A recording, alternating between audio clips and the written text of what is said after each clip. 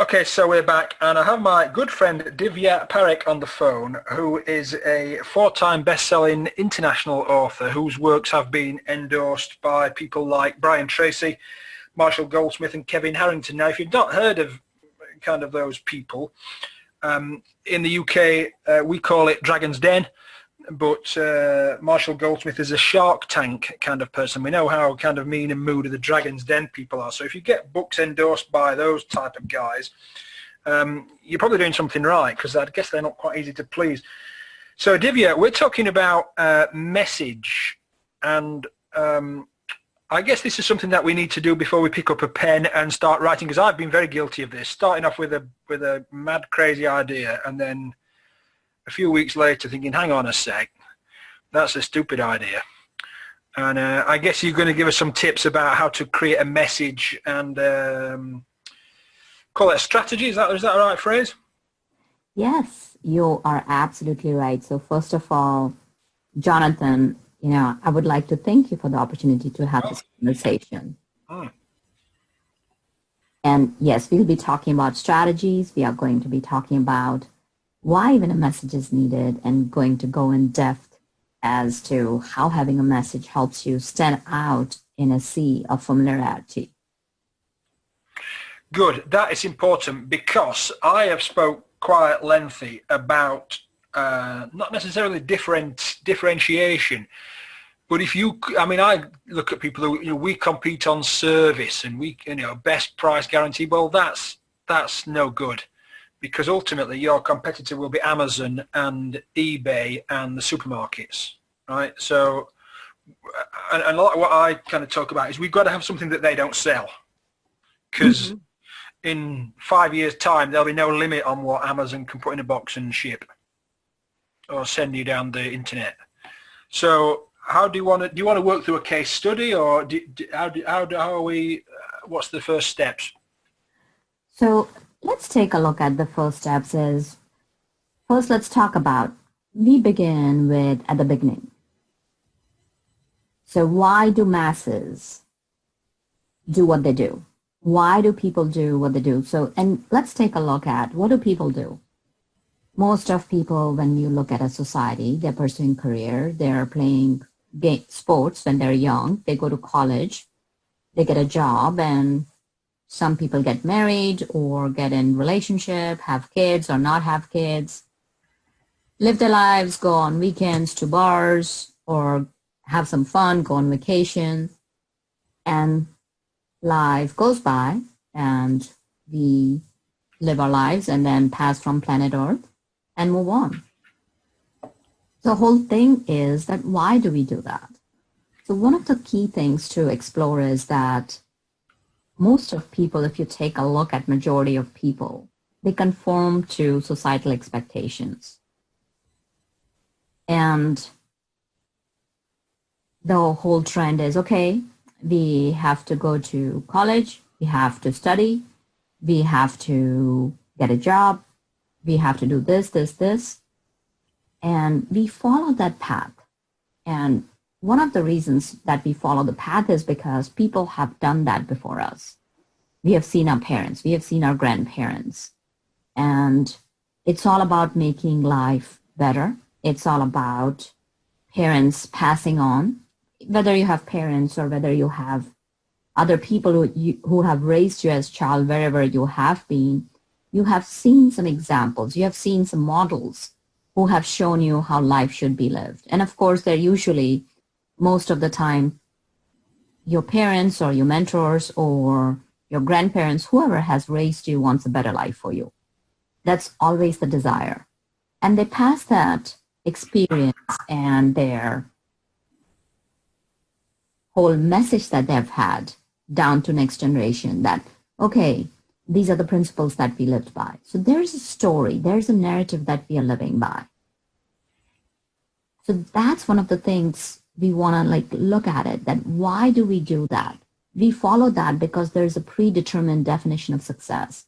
And we usually tend to conform it. And I have been doing that as well. And is there something wrong with it? No.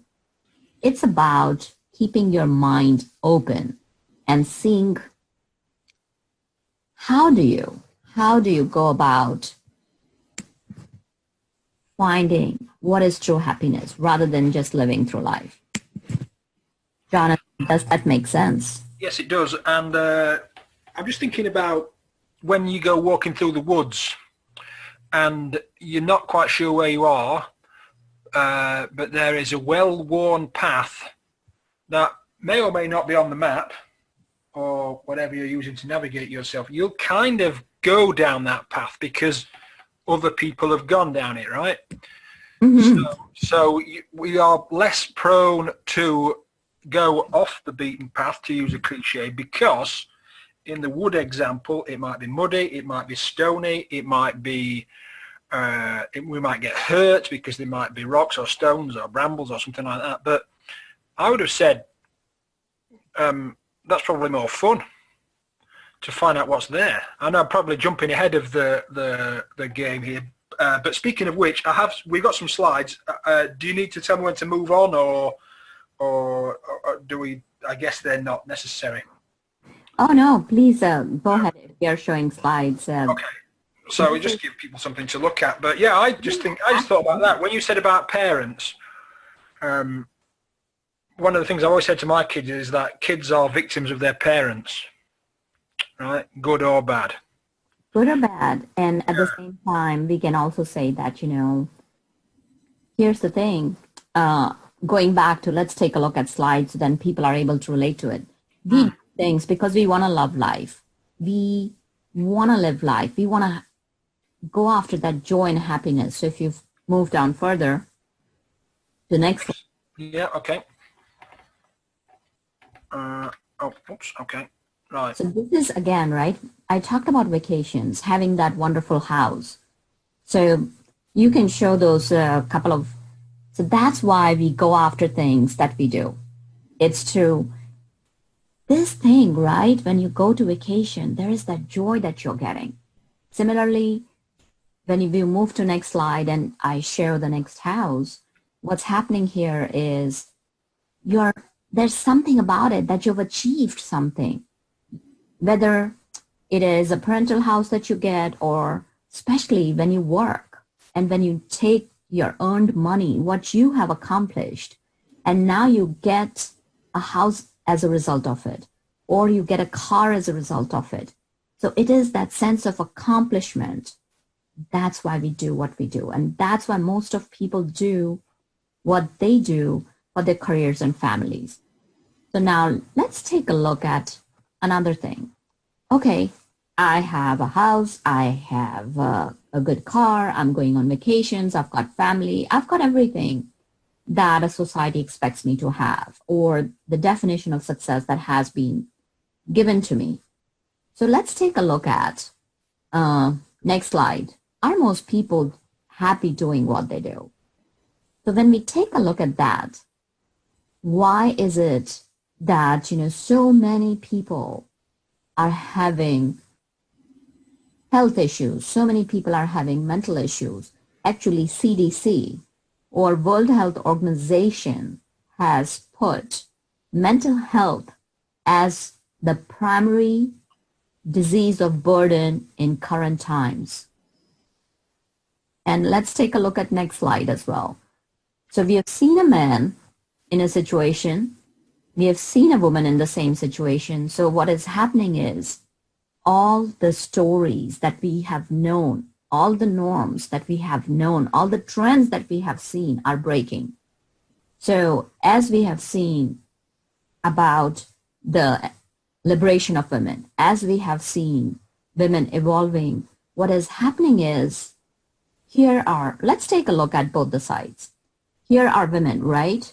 They are stepping into the new definition of femininity. So yes, some women are ready for that, to go out in the world, get a job and maintain family, as well as riding two horses, basically, raising kids as well as having a career. But what it does is it breaks what we have been taught. And right now, more than so ever, we are in times where it's time that we can, the two things, it's two sides of a coin. Where we can evolve, where society is being more and more open to individuality, and at the same time, we are still hanging on to our normal definitions. For example, a man cannot cry. For example, a man still has to be the breadwinner. Although a woman may be evolving into somebody who can be a breadwinner. So both men and women are at the verge of evolution that we have never seen before. So we are at a frontier of where we can grow tremendously as individuals, as societies, as communities, and yet at the same time, because the normals are breaking down, the complexity has increased, but our complexity, our mental mindsets, our spiritual mindset, our emotional capabilities, and our whole tools and strategies and us as a whole person has not caught up with changing trends. And that's why we are seeing this gap where people are breaking down. So now we are going to ask a question. What do you do if you're not happy with what you do or these things are changing? What can we do? Because these people have plateaued out. They know where they want to go. There is this rush of adrenaline that, yes, life is open. I can achieve what I want to achieve. I can achieve something extraordinary. I can get that acceleration, but I don't have this know-how. I don't know that secret sauce to get there. So as we move on to next slide. Yeah, the thing is, I always think that we're in a very interesting time insofar as the only thing equivalent time in history that I can, I'm talking about the internet now, the only equivalent time in history where it's got anything remotely similar is the Industrial Revolution. And there weren't signs outside factories that said, you know, Industrial Revolution starts tomorrow. It was a painful process from an agricultural-based society to an industrial-based one, which took years and years and lots of pain and aggravation along the way. And that's the only thing that I've ever can compare this to. And I'm sure that, like I said, I'm sure that wasn't pleasant either. So a question mark on a tree. Well, there's several questions. So basically, like, right, we are here. We are at the frontier, as you said, of internet revolution or information revolution, because very nicely you put it, agriculture age to industry age to information age. And one thing that you brought up is that growing pains. People went through growing pains. So what can people do in these times? That's the question mark. So that's what we are going to discuss. And yes, we have gone around this, but the key is the first thing I'm going to share with our audience and share with you is it's about asking questions. It's about asking right questions. We are going to come back to it. Now let's take a look at what is your definition of success. Let's take a look at as to there is different types of definition of success that's out in the world. But now you may ask me, what is my definition of success? Let's take a look at next slide. And I will share with you the definition of success. My definition is, first of all, be who you are. For example, if your strengths are something like that of a fish, you can swim very well. It comes naturally to you. And now society expects you to be a bird, that, hey, go and fly. Guess what? You're going to feel stupid all of your life. So its key is to finding out who you are. And when you know who you are, when you know what your message is, then you will stop living life of mediocrity. And my message is to bring this message to everyone, every person on this planet, more people I can touch. And now when I talk about is be who you are, and then secondly is taking that message, taking who you are and building a community. a community where you celebrate differences, where you work together, because I will share with you Rane Toro. I'm not sure if I'm pronouncing gentleman's name correctly. I love his quotation, what he says. Individually, we are a drop of water. Together, we are an ocean. Think about an ocean. An ocean sustains life. An ocean is so powerful that when it breaks its boundaries, we have seen impacts of tsunami in Japan, what it can do. So at the same time, it nourishes, it cultivates, it empowers so many lives. It creates a whole beautiful ecosystem. It provides food. It provides fresh water. It sustains life on planet. So similarly, when you ask me what is my definition of success, I say my definition of success is building a community of independent people. So first become independent. First know who you are. First know what your message is. And then go out with an intention of helping others. Because it's innate in us. We are not a single person. And even when you look at us from a scientific perspective, because I come from a scientific background, when you look at us from Homo sapiens, humans, we are meant to be social animals. When we come together, then we celebrate our differences, and when we recognize that we are not different, we are not separate individuals. A person walking on a street who you may not know, a stranger, has aspirations to be happy, has aspirations to avoid pains, has aspirations to help his or her children, has aspirations that next generation lives in a beautiful world. So that's my message, that why don't we come together? Why don't we evolve as human beings into the highest level of consciousness? And why don't we come together to create a world or society, a community that is going to not only promote and encourage and empower others, but a place where we can live at a highest level of consciousness. When you say that building a community, that's very powerful stuff. When you say about building a community, I guess we're going to get into detail later on, so maybe I'll save my question and you might answer it later on.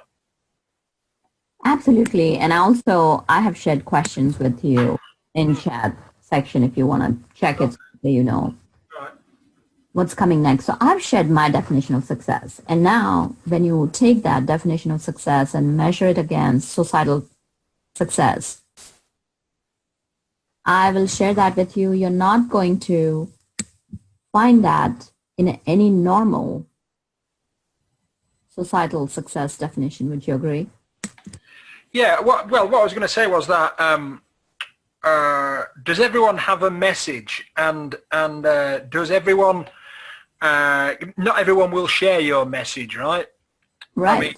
I mean, that's what I was going to say. That you can't build a community with everyone in the world in it, because humans being humans would fall out and argue, and so that's my question.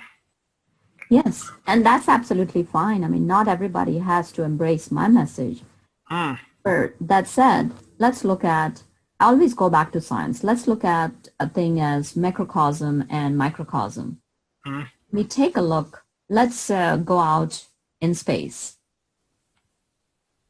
Let's say we have a sun and we have planets revolving around sun. Now, let's say if sun decided to start revolving, then it would burn the whole Milky Way. It would burn our whole solar system. And yet at the same time, let's take a look at, we have planets that are revolving around sun that are powerful planets. They have differences, right? For example, Mars may have water, may not have water. Our planet has water. These planets are so different, and yet what is, if you just kind of take a look at it, it is still a community. So what I'm saying is that when I talk about my message, or when I talk about that every person has a message, yes, each and every one of us is living a narrative, regardless of whether you recognize it or not. We Right, right. So it's almost like, I mean, I've heard this called a record, that you, if you're old enough to remember that, a record that you put on and you play in your head, and to some extent it plays regardless. mm-hmm. And it's shaped by the criteria that you've said, like how we brought up, what school we went to, what did our parents do, what aspirations our parents have got, what aspirations our friends have got, what aspirations our friends' parents have got, how we hang out in up to probably about our middle teens, I guess. So everyone has a message, right? We kind of agree on that. Yes. Um, Whether you have a conscious one or not, you have been living one. right. That's what I meant. So when we say message, it's just, I don't know, I would probably have called that something else. You can call it a story, you can call it a narrative. Yeah. That type of, story, narrative, whatever. So what happens if you don't like that message and you want to change it? How can people discover a better message, if you like? Okay, that's fantastic. So let's take a look at it very closely, that, we are very close to our experience. And when you are so close to that experience, it's very hard to distill the common thread, the narrative, the story that has been guiding your life. And basically, you just can't hand it down to yourself, because what's going to happen is that message is going to, or that story is going to emerge from your shared experiences with your family, with your society, with your friends, with your school. So because we are so close to it, that message, that story that has been guiding you throughout your whole life, the key is you don't have to live your life the way others expect. But the key is to get specific on what you want out of life. And now you may ask, how can we do that? Is one of the key things I share is I blundered. I'll share my experience and experiences of all my clients, whether they have been writing books, whether they have been my business clients, whether they have been my corporate clients. So what has happened is we flounder. So one of the key things is, how can we do that? The first is making a commitment. You can either live your life as you want to live, as you are living. If you're happy, that's totally cool. Power to you. But if you are somebody who wants to step into extraordinary, then there are three choices. One is you don't do anything about it. And a lot of people think that, oh, I'm not going to do anything about it. Remember, folks, whether you take action or you don't take action, it is still a decision. So one thing, you don't do anything about it. Second is you do it on your own. Now, when you do it on your own, you are probably going to travel a longer road, because you don't know what's there to come. And as like any process, you will make mistakes, you will have success, you will have failures, and you will learn. It may take you longer time, it may take you frustration, it may cost you a whole lot in terms of time, efforts, and opportunities. Or you can travel with someone who has traveled the road before, who has already been through all the pains. So it's your choice as to how you go about it. So basically, I'll share with you, like initially when I started out, I floundered quite a bit. And then I went to coaching school and I realized, okay, these are people who have lived lives before me, and I learned a lot from them. And as I was learning during my third or fourth class in my coaching school, one of my coaches mentioned that regardless of where you are, what happens is it's important to have a coach by your side. And reason being that they will see blind spots that you're not able to see. And that's why in cars, right, we have blind spots, and that's why we have rear view mirror and side mirrors. So that way we can see, and even after that, even having side view mirrors, we still have blind spots. They always say that when you're changing lanes, make sure you look over your shoulder. So you can do all that on your own, or you can have a coach by your side who has lived through that and share with you the blind spots that you're not able to see. And now that coach can be either in form of a summit where you are connecting with all these people, or work with somebody one-on-one, or find a mentor. I just got an observation. There's a very good film which you might have seen called Lawrence of Arabia, which tells a story of it's got who's it got in it now? Anyway, so they're sat around in the bar, British, in the First World War, and they were figuring out what to do. And one of the captains says, "We'll do nothing. That's usually best." And one of the other ones says, "Yes, but something will always happen. If you do nothing, something will always happen. You can't pause time or pause events so that nothing happens. So the first option of doing nothing, something will happen, right? Mm-hmm. Right. You'll either die, or you'll get poorer, or you'll get your house repossessed because you haven't paid your mortgage, or you'll just go into health difficulties, or something will happen." Mm-hmm. The second thing, the second option, do it on your own. I've just written down painful, right? Because like you said before, we are a social animal, and there will be somebody that has experience. That's why when we go to the doctors for flu jab or whatever we have, there's a line of people, and the nurse just comes along and stabs everybody in turn, right? Because we're all going to get the same flu at some point, or we might not, but that's why they have mass things. That's why they treat things in bulk. So the third thing is doing it in a group, Mm-hmm. or with somebody that's gone there before.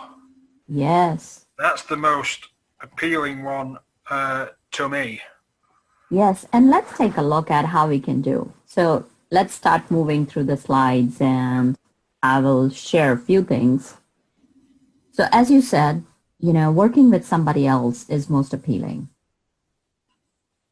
And if you want to switch the slide. Yeah, my computer is stuck. Let's. Oh, okay. Got it. So we'll continue conversation as we are talking. So one more slide, please. Oh, there we go. Is that her? Right. Yes, that's fantastic. Oh, sorry, gone too far. No, it's totally cool. Right. Okay. There we go. She's there. She's there. And here's what we are talking about when you say about working in a team, working with somebody. So for example, today I've learned such fascinating stuff from Jonathan, from you. You are pulling everybody together. So you are finding different perspectives. So you're going to learn ideas. You're going to learn success. You're going to learn about teams. What's going to happen is that your world is going to open up. So that is the first step, laying the groundwork. And as part of laying the groundwork, when you connect with different people, there is so much power, because now you know that other people have been through it. And there may be not just people who have been through it, but also people who are at the same level as you. And so that's one of the laying the groundwork. So when we move to next slide, as you have laid the groundwork down, the first step is commitment. And commitment is, I'm ready to break that shackles. I want to live a life of extraordinaire. I want to live a life of meaning. I want to live a life of fulfillment. And now that I'm not saying that you got to go and help others, key is that I want to live my life to the best of my ability. I want to experience joy, just not on vacation. I just want to experience joy just when I am in a bar and drinking with my friends, or having a wonderful dinner with my friends, or I'm out and about in nature, or I'm skiing, or whatever brings you pleasure. I'm meditating, or I'm playing sports. The key is to break that shackles. And after we have broken those shackles, if we can just kind of move forward on the screen, please. Okay, yeah. even after that. Next one. Yeah. Okay. Next one. Yeah. So now I've talked about laying the groundwork. What we have done in groundwork is we have found somebody, we have found a community, whether it's a single coach. Look at Olympics, Winter Olympics, they're going. Everyone has a team. We talk about Team UK. We talk about Team Russia. We talk about Team USA. We talk about Team Norway. We talk about, so even though every individual is participating in different events, but it's still a team. And when you talk about a team, so we talked about that first, that's creating groundwork, figuring out who you're going to travel with, whether it's about having an individual coach. So I personally recommend is having individual coach along with having a team by your side. It's a combination of those two. Then second step is making that commitment. Yes, I want to have joy in my life every single day. And why not? We have 1/3 of life we sleep away. Why not have that joy? And third is thinking long term. How is my message? How is my narrative that I'm going to develop? Whether it's for writing a book or writing your life or writing your business, how is it going to impact me? How is it going to impact others? And that's the beauty that when people, I'm going to just kind of share my story and one of my client stories is that whenever I come from this perspective and when I'm writing a book, I know exactly what I want from my life. And if we can move to next slide, because I know that my actions, whether I take action or not, it's going to impact others. So here's a team that I have built around me. And here's what I help my clients build a team around them. They have a coach along with they have a team to support them. So I know that I'm going to live a life of joy. I'm going to get up in the morning. I don't need an alarm. I've not used alarm for past 7 years since I found my passion and my why and when I'm living it every single day. Yes, I mean, there are days, of course, when I don't spring out of bed with a spring in my step. But I will tell you, wake me up at 2 a.m. in middle of night or in middle of morning, I'll wake up and if you ask me to talk about my passion, I will. So it's about building that step. So we have talked about creating the environment. Now, next step, if you move on, is to next slide. You've made a commitment, you've laid the groundwork, you have a team by your side, is taking that leap of faith. Taking that leap of faith, believing in yourself and knowing that your message is going to matter, your message, your narrative is going to impact people, regardless whether you like it or not, whether you believe it or not, regardless of how you live, regardless of what kind of book do you write, regardless of how do you show up, what you do does have an impact on people, whether you want it or not. You are being seen. Wherever you are, you have your circle of influence. So why not make a difference to your life and make a difference to others' lives? So let's take a look at next slide. Is knowing that now you're going to craft your message. That's the next step. That yes, I believe I've taken that leap of faith. I believe in my message and I'm ready to fly. And when you're ready to fly, you have seen results as what our athletes can achieve. And if they can achieve, I'm not saying that go and join Olympics. What I'm saying is live a life of your message. Live a life of your story that it makes you happy. Move on to next slide, please. And where you fly, where you step into your power, stand in your power, and where joy is part of your life. I want you to be happy. I want you to take that message and put that in your book.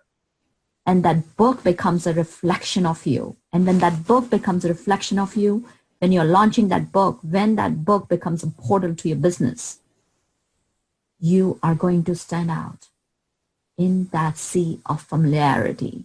You are going to stand out in that school of fish. You're going to be someone around whom people want to hang around. You are going to develop that influence. You're going to develop that charisma where people are like, she or he has figured it out. I want to learn how to figure it out from them. Now, regardless, whatever genre you're writing, it will come in your work. I guarantee that. And that's what one of the things that Jonathan, you had mentioned, it's hard to get endorsed by people who have achieved the heights. Mm. So when you show your message, when you stand in your message, when you stand in your story, in your narrative, people will see that. You don't have to go and convince anyone. You are showing up in your message. People recognize that, and people will want to work with you. People will want to buy your books. And that's what I say is called message mastery. And that's what differentiates. And of course, we have talked about just generic steps. We have talked about laying the groundwork, then honing in your message, and then third is sharing your message with others through your book. And then which is next slide, when you share your message with others through your book, when it's written the right way, I'm not just saying that just go and write your book, but write it the right way. Now you have your message and write it the right way. Not only your life's going to change, not only you're going to have the joy, not only you're going to have the quality of life you deserve, not only you're going to have freedom to pursue your passions and career and lives as you want, but you're going to be a living example of what life can be for others. Not only you will cheer others, but others will cheer you. They'll champion you. And when I say that my message is to make a difference, when I share with people how to create message mastery, Jonathan, I will share with you that my message lives through them because they are bringing joy to their lives. And just by bringing joy to their lives, they bring joy to others' lives, because I'll share with you, there are scientific studies that have shown that happiness is contagious. These are all the facts that I'm sharing are proven. They have been supported by science, by evidence-based studies. I come from a science background where I have studied biochemistry. I used to be in pharmaceuticals for years together, and how the brain chemistry works, how our emotional chemistry works. So when we bring that narrative, when we bring that message and that story to life, when we live our lives, when you're joyous, your joy will be contagious. Other people get happy who are in your surrounding. So my message comes to fruition. Nobody has to follow my message. And that's the beauty of it, right? We celebrate differences. I don't expect anybody else to follow my message. I just want you to follow your message. I just want you to stand in your power. Because when you stand in your power, you will automatically impact others. And I just want to share that my message is to help others.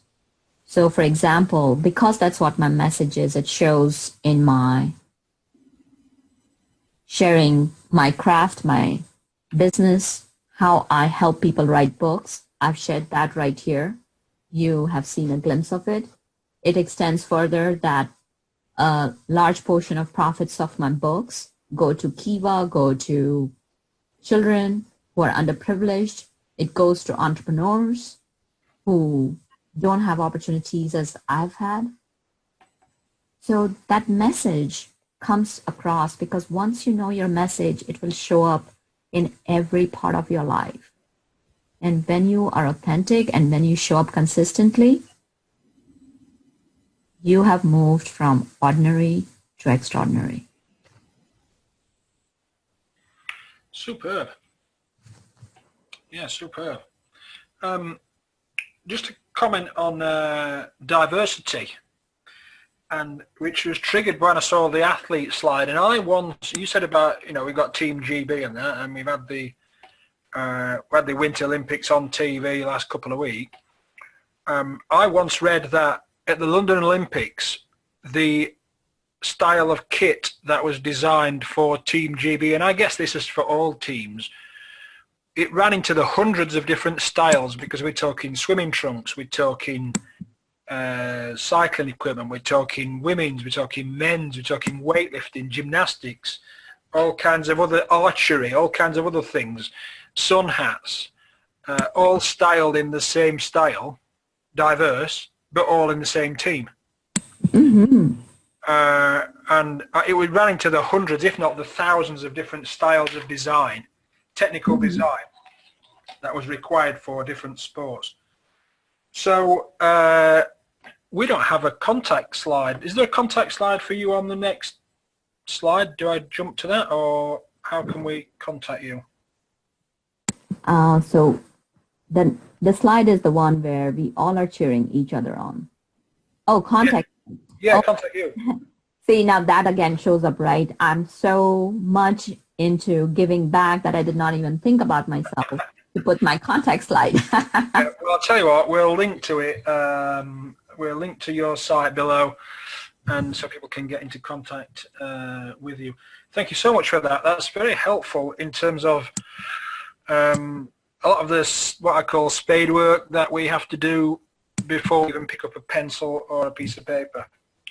And it really is, for me, about looking at, I mean, for the human to move on as a whole, our kids have got to be better than us, right? Mm-hmm. And if as parents we succeed in that mission, then the human race will have moved on. If our kids are worse than us, then the human race as a whole will go backwards, not forwards, and that's bad, right?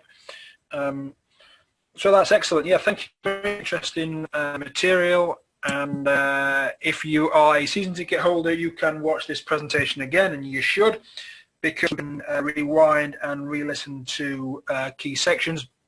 If you're not a season ticket holder, then you need to go get one with the link which is below. And Divya, thank you so much for that. I've written loads down there. I don't know about anybody else, but I've written loads down there.